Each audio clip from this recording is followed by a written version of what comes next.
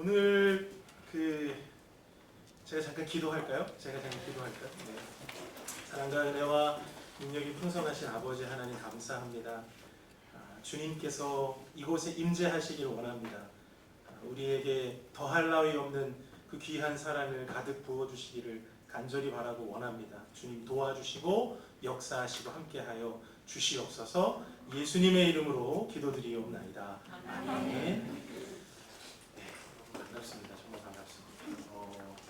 자라보고 놀란 가슴. 뚜껑 보고 다 잘 아시네요.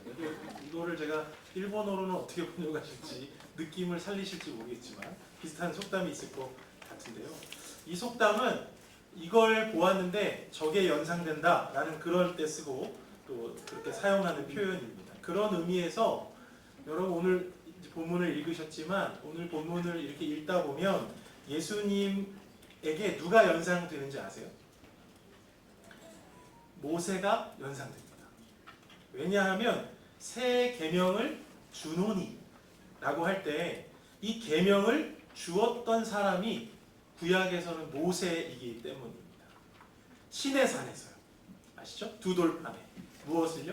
십계명을 이스라엘에게 주었습니다. 그래서 모세는 그만큼 구약을 대표하는 인물이고 이렇게 보니까 예수님이 신약을 대표하는 분이시라는 게 너무나 명확하게 드러납니다. 그런 의미에서 보면 예수님이 오늘 새 계명을 주노니 라고 할 때 기대가 될 수밖에 없죠. 어떻게 주실 건지 그때 돌판이었는데 지금은 또 어떤 계명인지 이런 기대감이 따라 붙을 수밖에 없습니다. 그런데 그 기대감으로 오늘 본문을 읽다 보면 어쩌면 중간에 좀 맥이 풀리는 것 같기도 합니다. 왜냐하면 새 계명을 너희에게 주노니 하다음에 그 다음 뭐죠? 서로 사랑하라. 서로 사랑하라. 여러분 어떠세요? 새 계명 모세의 급으로 주는 그런 새 계명이라고 하기엔 조금 싱거운 면도 없지 않아 있습니다. 우리 코야스 준재 목사님께 설교를 부탁받았습니다. 어떤 말씀을 전해야 할까 고민을 하다가 이번 몇 주간 제가 이제 휴가 기간 포함해서 방학에 들어가서 사랑의 교회 학기 사역이 끝나고 방학에 들어가서 저에게 계속 강하게 불어넣어 주시는 것이 사랑에 대한 이야기였는데 그렇게 마음을 먹고 본문이 이거다라고 이렇게 말씀드리기 전에 이렇게 주저함이 있어요. 뭐냐면 너무 잘 알려진 본문인데 웬만하면 한 번 이상은 다 들어보셨을 것이고 뭐 강의나 설교도 다 들어보셨을 텐데 그런 생각 때문에 좀 익숙한 본문으로 전하는 게 괜찮을까? 이 주저하는 마음으로 걱정하는 마음으로 목사님께 이것저것 여쭤보기도 했어요. 근데 아니나 다를까 오늘 저기 주일 예배 들으신 분은 제가 아차 싶더라고요. 그거 자체로도 힘들었는데 앞에서 저 설교의 대가가 사랑이라고 다 얘기해서 오늘 설교 끝! 이렇게 내가 해야 되지 않나 라고 하는 그런 생각이 들 정도였어요. 그래도 감사한 건 뭐냐면 오늘 이 복된 주일에 어쨌든 우리에게 그 사랑에 대한 이야기를 하라고 하시는 것이 하나님의 마음은 맞았구나. 그거 한 자락 붙들고 제가 오늘 여기 서 있는데요. 이 본문 속 제자들도 예수님의 새 계명을 주노니 라고 할 때에 이 이야기를 듣는 이들도 비슷했을 겁니다. 뭐냐면 새 계명을 주노니 할 때에 기대하는 마음이 있다가도 서로 사랑하라 이 말 들으면 고개를 갸우뚱했을 것 같아요. 왜냐하면 사랑하라는 얘기는 구약에서 없었던 얘기가 아니거든요. 마음과 목숨과 뜻과 힘을 다해서 주 너의 여호와를 사랑하라는 말이 다 있습니다. 그러니까 서로 사랑하라는 것이 뭐 새로운 것도 아니고 대단한 것도 아니고 새 계명이라고 표현해서 담아줄 만한 것도 아니다 보니 이렇게 듣다 보면 기대했다가도 그것은 다 아는 얘긴데요 라고 하는 좀 싱거운 맥락에 있지 않았을까 싶습니다. 여러분 그렇다면 예수님은 이유가 있으셨겠죠. 뭔가 이유가 있으니까 뭔가 다른 게 있으니까 오늘 그 계명을 아주 요약적으로 집약적으로 설명을 하실 것입니다. 그것을 그 뭔가 다른 이유, 그 뭔가 다른 이유를 잘 담아내고 있는 것이 오늘 본문의 그 다음에 등장하는 예수님의 표현 중에 내가 너희를 사랑한 것 같이입니다.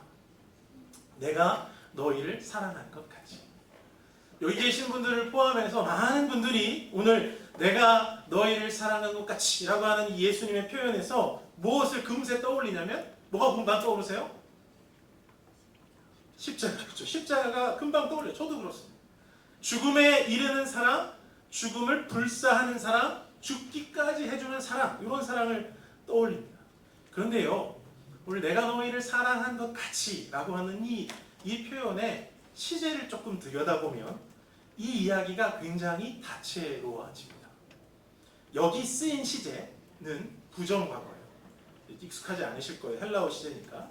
근데 이 시제는 말 그대로 이미 끝나버린 일, 이미 지나버린 일, 과거의 일을 지칭할 때 사용이 됩니다. 이 부정과거가 내가 너희를 사랑한 것 같이에 쓰이고 있어요. 자, 그럼 여러분 좀 이상한 점이 느껴지세요? 우리가 쉽게 연결하는 예수님이 내가 너희를 사랑한 것 같이 말할 때 그 쉽게 연결하는 십자가는 앞에 있는 일인가요? 뒤에 있는 일인가요? 예, 나중에 일어날 일인데 지금 예수님이 말하는 것은 과거를 얘기하고 있습니다. 시제로 따지면 미래의 일이 더 포함되어야 되는데 그게 아니라 과거를 기록하고 있어요.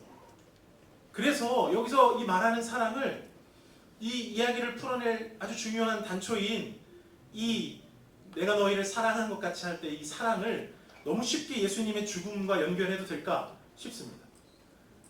여러분 한번 이 이야기를 깊이 다뤄보겠습니다.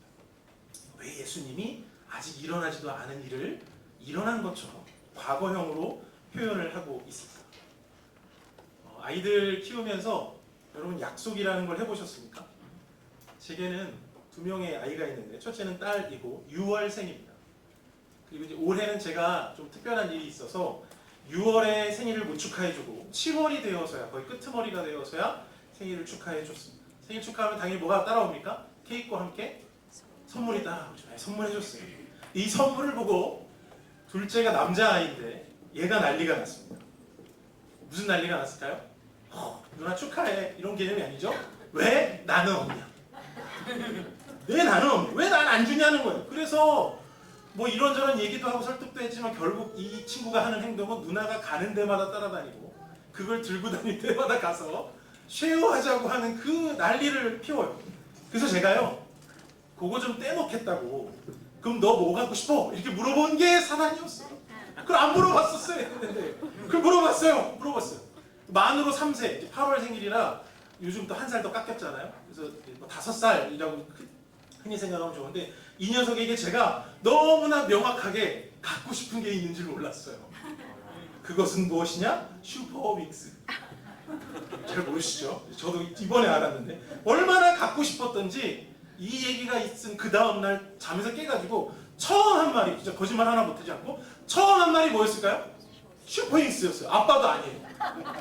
딱 이런 슈퍼믹스 어디 갔냐는 거죠. 목사들이 슈퍼윙스만 외치고 있습니다. 그 다음 이야기는 여러분이 제가 굳이 설명드리지 않아도 다 짐작도 되고 얘기가 되실 거예요. 사준다고 할 때까지 또 사줄 때까지 슈퍼윙스를 묻고 또 묻는 무한 반복의 늪에 빠지게 되었습니다. 여러분 제가 앞서 왜 아직 일어나지도 않은 일을 예수님이 과거형으로 표현했을까 그렇게 여쭤봤어요. 저희 둘째가요 이제 슈퍼윙스 손에 들어오기까지는 그래도 시간이 좀 걸렸지만 결국은 가지게 됐겠죠. 그때 제가 뭐라고 했을까요? 그 가지게 되기까지의 그 시간 동안 제가 뭐라고 계속 얘기했냐면 사줄게 이렇게도 얘기했지만 심지어는 앞으로 사줄 거야가 아니라 뭐라고 얘기했을까요? 사주기로 했잖아였어요. 사주기로 했잖아. 그러니까 앞으로 사줄 거야 라는 미래형이 아니라 사주기로 했지 라는 과거형으로 계속 그 아이를 설득했어요. 여러분 십자가에 매달려야 되는 그 일이 사실은 오래전에 확정적으로 약속이 되어 있었다는 것입니다. 이게 얼마나 큰 감동이고 감사인지 몰라요. 와보니 이거 이렇게 하지 않으면 안 되겠구나라는 그런 사랑 때문에 십자가 처형의 자리로 간 게 아니라 미래의 자리로 간 게 아니라 저 멀리서부터 이미 확정적으로 약속된 그 무엇이 있기 때문에 그만한 등고선으로 계속 치다가 결국은 그 끝에 십자가 사랑을 이뤄내셨다는 것이 그게 주님이 말씀하시고 싶은 사랑이라는 것입니다. 따라서 이 사랑은요, 예수님이 말하는 이 사랑은 굉장한 시간이 축적된 것이고 굉장한 농도가 축적된 것이에요. 사랑이라는 어휘를 자꾸 쓰니까 이 수많은 뭐 사랑 노래들 막 발매되고 하잖아요. 그런 걸로 우리가 또 그런 사랑 하나쯤으로 자꾸 우리 언어 수준에서 이해를 하게 되는데, 그렇게 이해하면 안 되는, 그렇게 싱겁게 여기면 안 되는 그 시간과 농도가 축적된 것이 여기 예수님의 사랑이라고 하는 것입니다. 여러분, 제가요 과거형이라고 지금 말씀을 드렸으니까 한번 생각을 해보세요. 하나님은요 얼마나 오래전부터 예수님의 십자가 사건을 품어오셨을까요? 얼마나 오래전? 답을 하기에 창세기 3장 15절이 좀 도움이 되실 거예요. 성경 있으신 분은 한번 찾아보시고요. 창세기 3장 15절, 아니신 분들을 위해서 제가 한번 저의 아주 아리따운 옥구슬 흘러가는 그런 목소리, 비주얼은 안 돼도 목소리는 되는데 목소리로 한번 읽어드리도록 하겠습니다. 내가 너로, 창세기 3장 15절이에요. 내가 너로 여자와 원수가 되게 하고 내 후손도 여자의 후손과 원수가 되게 하리니 여자의 후손은 내 머리를 상하게 할 것이요 너는 그의 발꿈치를 상하게 할 것이니라 하시고, 여기서 여자의 후손이라고 하는 사람은 가까이는 아담 다음 얘기니까 아벨이고요. 그래서 아벨이 죽는 문제 가운데서도 죽임을 당하지만 결국 승리하는 사람으로 나오고요. 먼 이야기로는 예수님을 가리킵니다. 여자의 후손이 결국 사탄을 짓밟고 이기는 것이죠. 사탄이 십자가 사건을 통해서 죽음으로 예수님을 가격하겠지만 결국 고꾸라 넘어지는 것은 예수님이 아니라 사탄이 될 것이다 라고 하는 그 약속을 창세기 3장 15절에서 하나님이 하고 계십니다. 그렇게 예견하고 있는 이 발언이, 그러니까 죄 지은 직후에 바로 등장을 했으니까 예수님의 십자가 사건은 그때부터 예약되고 약속된 것입니다. 그러니까 예수님이 십자가에 달리는 그 시간 있잖아요. 이 땅에 오셔서 살아내었던 그 몇 년의 시간만 예수님이 너희를 사랑한 것 가치에 담긴 시간이 아니라 그 아담의 실수의 그때부터, 죄가 시작된 그때부터 죄가 극복되는 십자가 사건의 그 모든 총체적 우주적 시간을 다 뭉쳐서, 다 과거형으로서 하나 팍 뭉쳐서 말씀해주고 싶은 것이 여기 사랑에 담긴 시간이라는 것입니다. 여러분, 그렇게 생각해 보시면 창세기 3장 15절에서 시작해서 예수님이 진짜로 죽으시는 그때까지 끊임없이 제기되는 질문이 있어요. 끊임없이 제기되는 질문. 그게 뭐냐면, 아니 얘네들 위해 죽는 게 마땅합니까? 아버지, 하나님, 누구든지.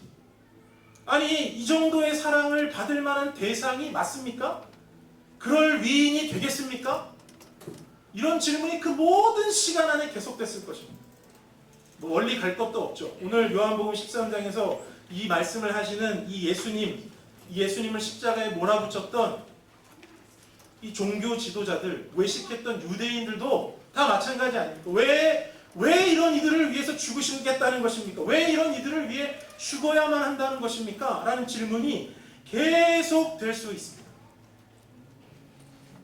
그러니까 앞서 말씀하신 이 하나님의, 예수님의 사랑에 담긴 이 시간의 무게감이 여러분 그 정도라는 거죠. 오래전에 약속이 되어 있을 뿐 아니라 그 약속을 십자가의 사건으로 현재적으로 지키기 위해서 그 사이에 계속되는 어떤 질문들이 있었을 텐데, 하나님은 그 질문을 모두 파헤치시고 꾹꾹 자기의 사랑을 농도 짙게, 우리로서는 도저히 이해 불가한 그 독생자를 보내는 그 사랑을 베푸셨다라고 하는 것입니다. 사도 바울은 이 사랑을 알고 또 이 사랑을 이해했기 때문에 고린도 교회를 향해서 이렇게 말했죠. 사랑은 오래 참고. 다 이유가 있는 겁니다. 괜히 거기서 야, 너희들 싸우니까 좀 참어, 사랑은 오래 참는 거야, 이런 식으로 얘기한 게 아니라 그 멀리서부터 다메섹에 이를 때까지 자기를 참아내 주신, 나 같은 사람을 어떻게 구원했지라고 하는 그 하나님의 사랑을 깨닫고 나니까 사랑은 그때부터 지금까지 참아주시는 것이었구나, 놀랍구나 라고 하는 그 고백을 할 수 있었습니다. 그래서 제가 다 읽진 않았지만 오늘 요한복음 13장 34, 35절 요 바로 앞에 본문이 무슨 내용인지 아세요? 가룟 유다가 예수님 배신하고 나가랬죠. 예수님의 사랑은요, 그래서 그럼에도 불구하고 가까이에서 그렇게 난리를 피워도 흔들리지 않습니다. 왜요? 그걸 보고 뒤에 있는 일을 결정하는 게 아니라 저 멀리서부터 약속된 일, 정해진 일, 확정된 일, 그 사랑을 순종하시러 가시는 것이기 때문에 그 앞에 아무리 그렇게 가까운 이가 자기를 뒤흔들어도 거기서 꺾이거나 넘어지지 않으십니다. 그러니까 하나님의 그 귀한 사랑, 너희를 사랑한 것 같이 할 때 그 사랑은요, 저 태초부터 아담의 시절부터 지금까지 단 한 번도 흔들리지 않았다. 어떤 상황에도 또는 어떤 사람들에게도 어떤 질문에도 좌우되지 않았던 모자람 없는 하나님의 사랑이었다라는 것입니다. 그래서 오늘 저와 여러분이 오늘 이 말씀 앞에서 예수님의 사랑, 하나님의 사랑을 너무 단편화시키지 않기를 바라고 원합니다. 십자가에서 한번 죽어주는 것 정도로 그 정도 사실로 이해하셔도 안 됩니다. 저는 그러면 오히려 하나님이 그 태초부터 계속되어 왔던 그 모든 질문을 봉쇄하고 나는 이 녀석들을 구원하리라, 나는 이들을 위해 내 특성자를 아끼지 아니하리라 라고 하는 이 사랑의 농도를 희석하는 것밖에 안 된다라고 생각합니다. 부디 성경이 전하고 말하는 우리에게 베푸신 그 사랑을 그에 걸맞는 크기, 그에 걸맞는 시간, 그에 걸맞는 농도로 확장해서 범어주시고 그 사랑으로 여러분 자신의 소명과 사명을 몰아붙이시는 귀한 인생들이 되시길 주님의 이름으로 축원을 드립니다. 그 사랑으로 여러분 이 땅에 예수님이 오게 되셨습니다. 알고 보면 대단히 쉽지 않은 것입니다. 왜 쉽지 않은가? 성경의 첫머리에 창세기 1장 1절에서 이렇게 말했습니다. 태초에 하나님이 천지를 창조하십니다. 다 아는 것 같은데 누가 물어보면 굉장히 떨리죠? 이게 맞는 것인가? 저만 떨리나요? 근데 이 태초에 하나님이 천지를 창조하시냐라고 하는 이 말에 하나님은 태초라고 하는 시간을 창조하셨고 천지라고 하는 공간을 창조하셨다는 것을 말해주고 있습니다. 즉 하나님은 시공간을 뭐 하신 분이에요? 창조하신 분이에요. 그리고 여러분 시공간을 창조하셨기 때문에 이분의 이 하나님의 특성은 뭐냐면 시공간에 결코 매이지 않습니다.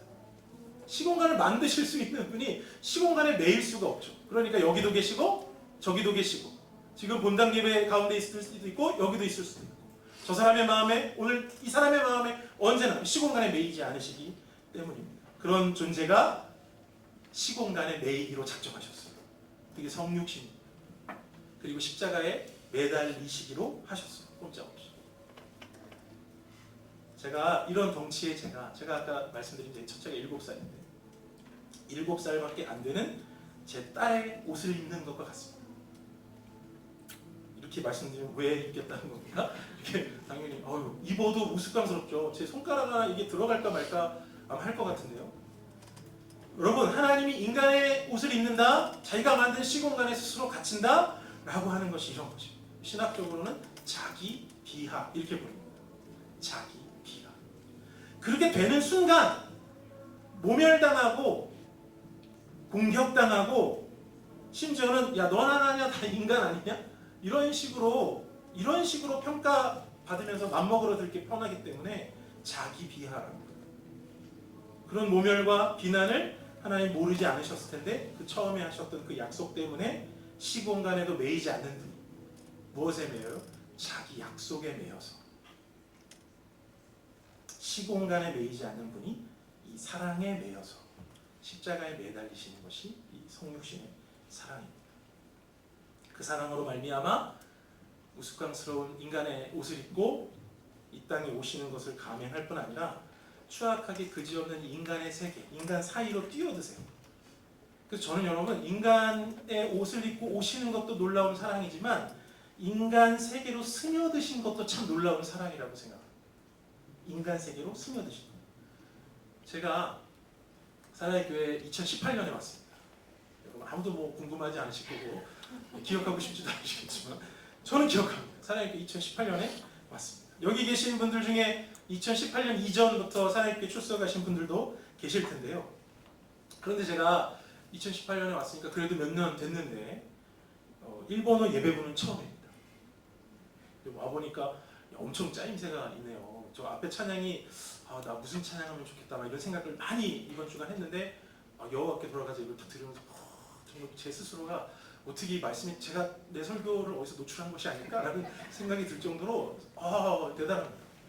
언어가 정말 달랐지만 이 공간 안에서 여러분들에게 예배의 열정과 그 앞에도 얘기하시고 또 여러분 찬양으로도 고백하시고 그 진심이 너무나 많이 느껴집니다.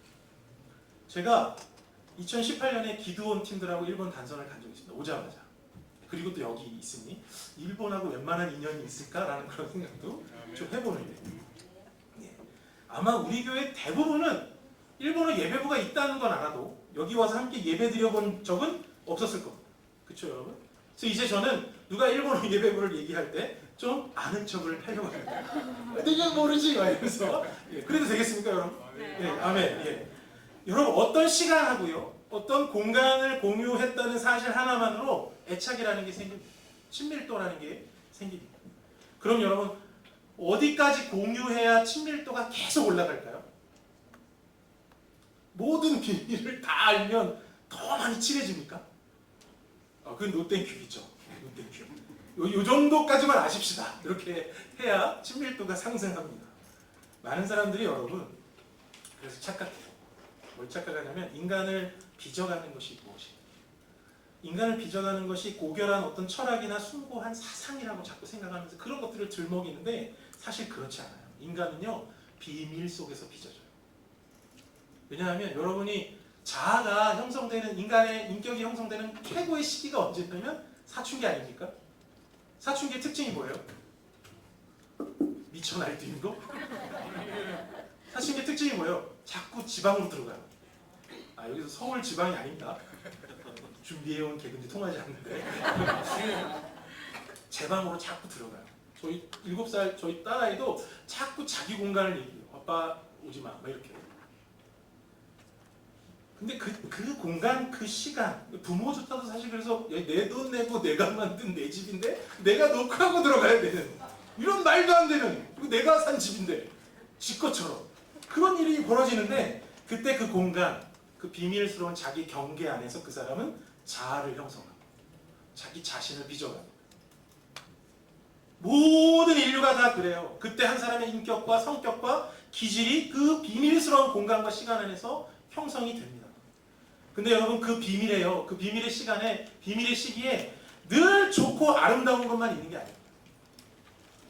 죽도록 사랑하면서 이렇게 결혼했던 커플이 왜 결혼하고 나서 당신 그런 사람인지 몰랐어. 왜 이런 얘기를 할까요? 그 비밀을 이제 아는 거예요. 자기 자신도 사실은 모를 수 있어요. 너무나 추악하고 너무나 비밀로 남겨주고 싶은 나머지 자기도 자기가 잘 모르는 그 비밀 안에서 비밀스러운 부분이 있기 때문에 서로 이 비밀을 좀 눈 감아주고 굳이 알려하거나 알려주지 않기 때문에 우리가 이렇게 서로를 참 고결한 존재로 인정하는 거지. 여러분 제가 만약에 이번 한 주간 무슨 마음을 품었는지 뭐에 이렇게 탐욕스럽게 시기심을 발동했는지 여러분 제가 다 밝히면요 저는 설교할 수가 없어요. 여러분 이제 끝나고 나가면 여러분을 못 마주칠 거야. 물론 마주치기 어렵지 않은 사이즈지만 다 보여요. 본당 안에서 저기 우리 목사님이 다 보여요. 유이사, 강건우 두 사람 다 보여요. 여러분 저문을 오늘 통과에 들어오셨는데 저기 마치 엑스레이가 있어서 이번 한 주간 여러분이 어떤 비밀스러운 은밀한 일들을 은밀한 죄악을 다 저질렀는지 쫙 뜬다면 일본어 예배가 아무도 출석할 수 없는 슬픈 현실이 올지도 모릅니다. 여러분 예수님이요 인간 세계로 인간의 옷을 입으신 것도 큰 사랑인데 인간 세계로 오신 것도 저는 사랑이라고 뛰어드신 것도 사랑이라고 말했는데 그게 왜 그러냐면 바로 이 이야기 때문에 예수님이요 그 비밀을 하나도 모르지 않으시는데 마치 자기가 신성한 것 마냥 성결한 것 마냥 이렇게 감추고 있는 그 사람들 사이에 이렇게 뛰어들어서 그 영혼들과 뒹굴면 여러분 어떻게 느껴지시겠습니까? 야 이거 진짜 야 내가 모르는 것도 아닌데 너는 내가 모르는 것처럼 감추고 있으니 야 너를 보면 내가 진짜 안타깝다. 너가 얼마나 외식하는 자요. 네가 얼마나 추악한 존재인지 내가 모르겠다. 예수 그리스도는 더군다나 우리는 우리끼리 서로 죄라도 있지. 서로 감추고 싶은 그러니까 너 감추고 나 감추고 이렇게 하면 되는데 예수님은요 죄가 없으신 분.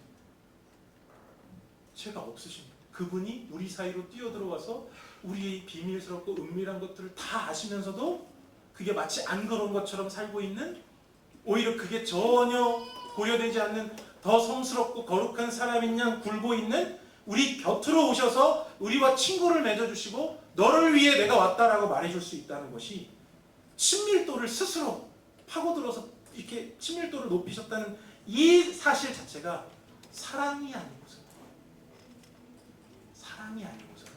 가능하지 않은 일입니다. 제가 감히 이 말씀을 드려도 되는지 모르겠지만, 일본과 한국과의 관계를 왜 가까이 하기에 너무 먼 당신이라고 자꾸 이야기합니까? 뭔가 우리 이 두 국가 사이에 어떤 시즌이 있었고 그게 좀 비밀이 있었잖아요. 그런데 그것을 우리 인간적인 정서나 사랑으로 뛰어넘어서는 안 되고, 오히려 거기 이런 예수님 있잖아요. 다 알지만 적당히 감춰야 하는, 적당히 어떻게 머물러야 하는 그 우리들의 이 예수님의 사랑만이 서로의 존재를 가까이 하고 수 있고 서로를 하나 되게 만들 수 있습니다. 그래서 사도 바울은요, 갈라디아서 2장 10절, 여러분 다 아시죠? 토빗의 암송 구절이니까 외우라고 하면 돌을 맞을 것 같아서 너도 이와 같이 치라, 그 말씀을 따라가실 것 같아서 제가 읽어드릴게요. 갈라디아서 2장 20절에 사도 바울이 이렇게 기록합니다. 내가 그리스도와 함께 십자가에 못 박혔나니 그런즉 이제는 내가 사는 게 아니라 오직 내 안에 그리스도께서 사시는 것이다. 이제 내가 육체 가운데 사는 것은 나를 사랑하사 나를 위하여 자기 자신을 버리신 하나님의 아들을 믿는 믿음 안에서 사는 것이다. 여러분, 주님이 어디에 살고 계실까요? 여기서 산다는 것은 사실 리브, 살아간다는 뜻이지만 그 살아가기 위해서 우리 어디에 존재하시는 겁니까? 우리 영혼에? 우리 마음에? 우리 안에? 근데 여러분, 그 우리 안에 늘 품기를 좋아하는 게 무엇입니까?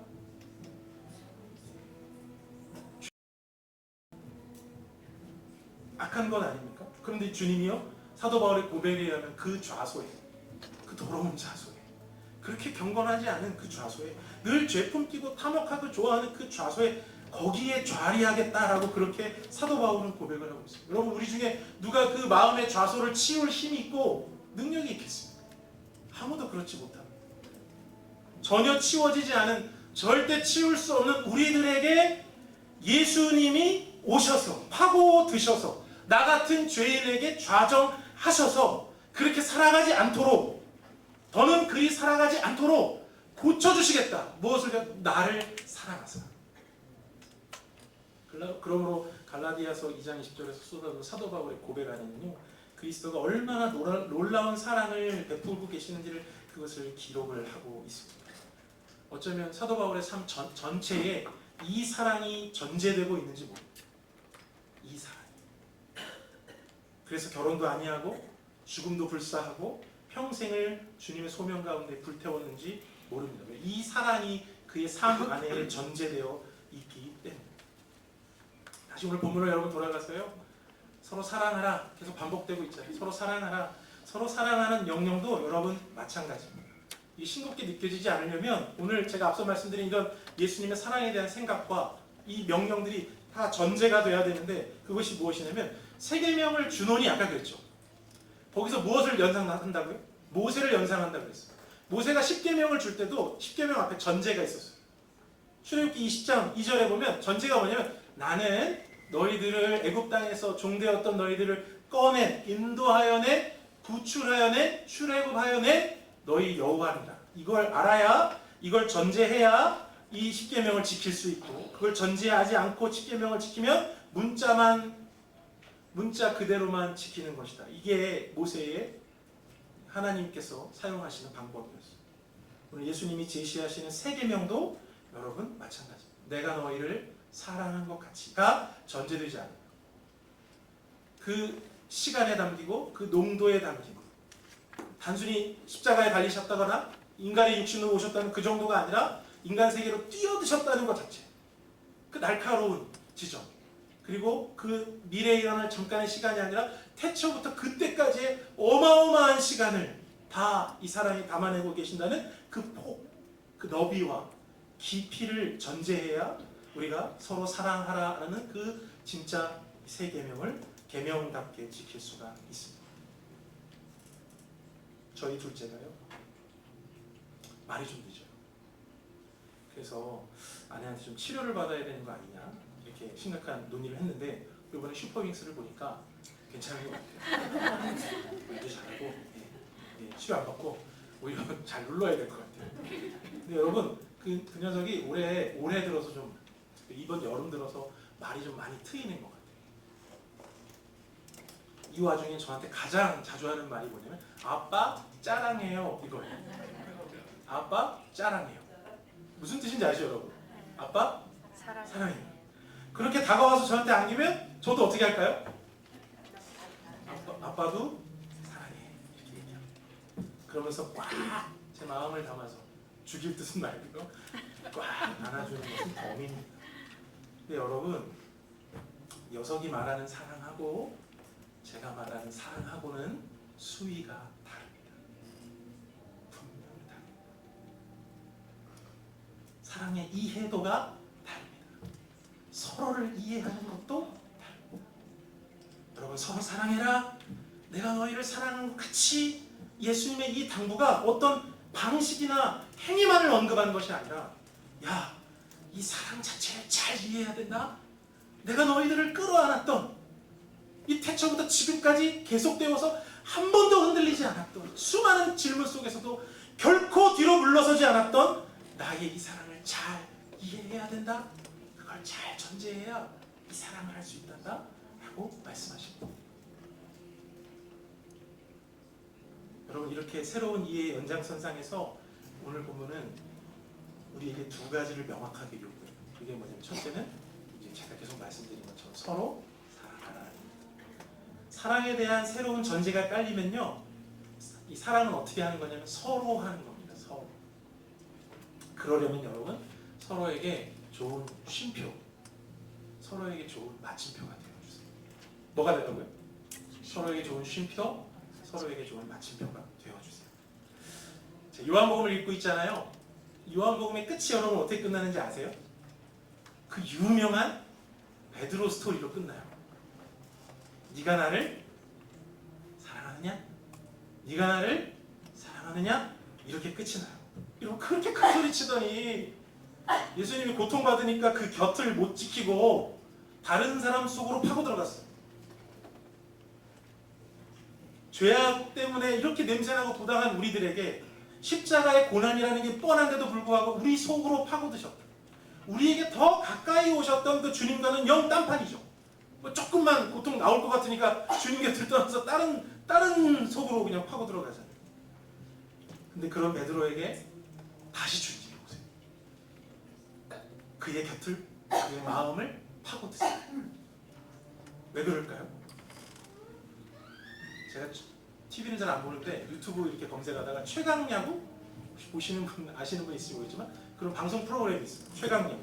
현역 시절을 지났거나 은퇴했거나 아니면 뽑히지 못했던 그래서 이제 다른 일을 하게 되는 그런 야구 선수를 모아서 팀을 만들어서 성장 스토리를 보여주는 그런 프로그램. 여기 이 제1교포 출신의 김성근 감독님이 나오시거든요.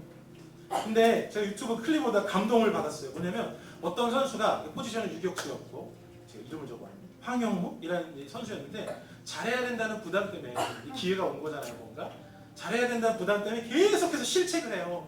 부담 때문에. 그러다가 경기를 결국 영향 미치고 실책 때문에 경기도 져요. 근데 김성근 감독이 그 선수를 남겨요. 끝나. 혼내려는 줄 알았는데 그게 아니라 연습을 시켜줘요. 무려 1시간 자기가 공을 쳐주면서. 연습시키는 이유가 뭐냐? 이렇게 말하더라고요. 실력을 갖추게 하려는 것도 있지만 지난 실수를 잊게 해주고 싶어서. 그렇게 경기를 끝내고 집에 가버리면 계속 그 실수만 복귀할 거라서. 그렇게 실수와 실패를 곱씹고 나면 그 선수는 그 경기에 늘 발목을 잡힐 거라서. 연습을 통해서 나아지는 자신, 연습을 통해서 나아지게 될 거라는 미래와 소망의 마침표를 찍어주고 싶어요. 여러분 요한복음의 마무리도 마찬가지예요.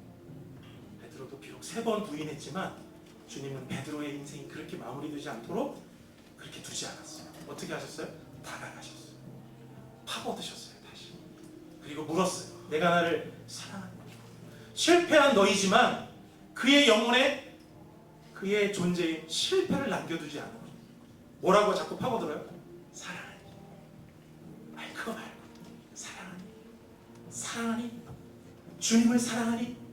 내가 너를 사랑하는 걸 알겠니? 라는 그 사랑으로 그의 인생의 마침표, 쉼표를 찍어주십니다. 그래서 배신자가 아니라 실패자가 아니라 사랑이라는 걸로 낙인 찍어주고 싶어 하세요. 그러면 여러분 오늘 제가 두 가지, 이 너희가 제자인 줄 알리라도 이게 쉽게 달성이 됩니다. 너희가 제자인 줄 알리라. 제자인지 지금 누가 몰라요? 그렇게 쫓아다녔는데 그때 가서 알게 된다는 뜻이 아니라 지금 이미 제자인 줄 알지만 제자로 인정받아야 될 것이다. 서로 사랑하는 이런 의미잖아요. 이것을 여러분 앞서 말씀드린 이야기에 엮어보면 얘들 남들이 볼 때 제자라고 낙인 찍혀야 돼. 이 얘기 제자로 알게 되리라 이렇게 됐습니다. 그럼 어떻게 제자로 여러분 낙인이 찍히겠습니까? 서로 사랑으로 낙인 찍는 사람들, 서로 그 사람의 존재 앞에서 계속 사랑으로 쉼표를 찍어주고 마침표를 찍어주는 그 존재들과 공동체 앞에서 제자가 태동하고 그 공동체를 보면서 사람들이 여기 제자 공동체라고 낙점하고 낙인을 찍어버리는 것입니다. 귀한 우리 일본어 예배부, 귀한 영가족 여러분, 저는 오늘 이 공동체에서 이미 그런 일이 일어나고 있는 줄 믿습니다. 서로에게 좋은 쉼표가 되어주시고 마침표가 되어주시고 때로는 실수하고 실패해도 끝없이 사랑으로 낙인 찍어주셔서 그 과정 가운데에 서로 이 정말 뛰어난 복된 제자 공동체구나 라고 하는 하나님의 칭찬과 인정을 얻으시고, 그리고 하나님 부르실 때 그 온통 사랑의 낙인들로만 가득 되어서 천국에 낙점되시고 주님의 이름으로 간절히 축복하고 축원드립니다. 제가 잠시 기도하겠습니다. 사랑과 은혜와 능력이 풍성하신 아버지 하나님, 너무나 단편적인 사랑으로 알고 있는 주님의 그 귀한 사랑, 도대체 언제부터 시작하신 것인지 다 알 수도 없고 가늠할 수도 없는 그 귀한 사랑을 한번 비추어 보았습니다. 저의 말에 어찌 감히 담기겠습니까? 이 짧은 시간에 어찌 다 그것을 말하겠습니까? 아버지 하나님, 우리들의 눈을 열어주셔서 성부 하나님이 계획하셨고 성자 예수님이 실천하셨고 이제는 성령 하나님께서 우리에게 그것을 교통하시려는 그 귀한 사랑의 그 크기와 너비와 깊이를 깨달아 서로에게 좋은 쉼표가 되어주는, 세상 어느 누가 보아도 야, 저 사람들 제자구나 라고 하는 그런 복된 낙인을 스스로 찍고 다니는 귀한 일본어 예배부 한 지체들 되게 하여 주시옵소서. 그래서 서로 새롭게 사랑의 언어로 사랑의 무대로 이끌어주고 견인하며 돕고 섬기는 아름다운 사랑 공동체가 되는 축복 위의 축복과 은혜 위의 은혜를 누리게 하여 주시옵소서. 한국과 일본 가운데에도 이러한 놀라운 역사가 있기를 간절히 바라고 원합니다. 한국과 일본을 통하여 이 주변의 모든 전쟁 가운데 빠지고 전쟁만 생각하고 있는 모든 지경과 나라들이 회복되기를 간절히 바라고 원합니다. 하나님, 물러서고 도망가는 것이 아니라 그 사이로 파고 들어가시는 예수님의 사랑, 우리들의 기도를 통하여 우리들의 선교를 통하여 하나님 부디 역사하여 주시고 놀라운 제자 공동체를 새롭게 태동시켜 주시옵소서. 제자가 제자 만드는 놀라운 역사에 귀한 통로 도구 되게 하여 주시옵소서. 이 모든 말씀 우리의 구주 되시는 예수님의 이름으로 기도드리옵나이다. 아멘.